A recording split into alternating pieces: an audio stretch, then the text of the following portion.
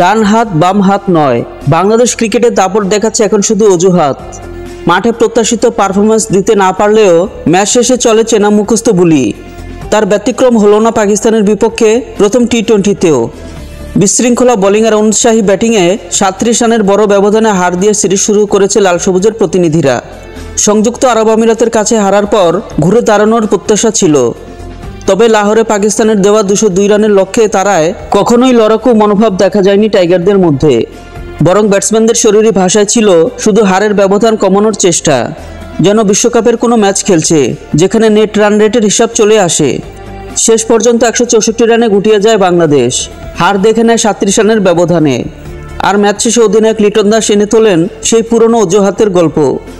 পুরস্কার বিতরণী অনুষ্ঠানে লিটন বলেন, হ্যাঁ অবশ্যই আমরা পুরো ম্যাচে ভালো খেলিনি, বোলিং ব্যাটিং ফিল্ডিং সবই খারাপ ছিল।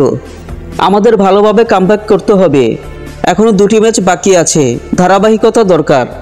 উন্নতির প্রতিশ্রুতি দিয়ে লিটন যোগ করেন, শুধু ব্যাটিং বোলিং না, ফিল্ডিংও ভালো করতে হবে। এই মাঠে 200 রান তাড়া করা সম্ভব ছিল, উইকেট ব্যাটিং সহায়ক ছিল, কিন্তু আমরা ভালো ব্যাটিং করিনি। তবে হতাশার মাঝেও জাকির আলী অনেকের 20 বলে 36 রানের ইনিংসটি আলাদাভাবে উল্লেখ করেছেন লিটন দাস। জাকির গত 1 বছর ধরে ভালো পারফর্ম করছে, সে একজন গুরুত্বপূর্ণ খেলোয়াড়। তবে একজন ম্যাচ জেতাতে পারবে না, সবাইকে অবদান রাখতে হবে। আমাদের মানসিকভাবে আরও প্রস্তুত হতে হবে।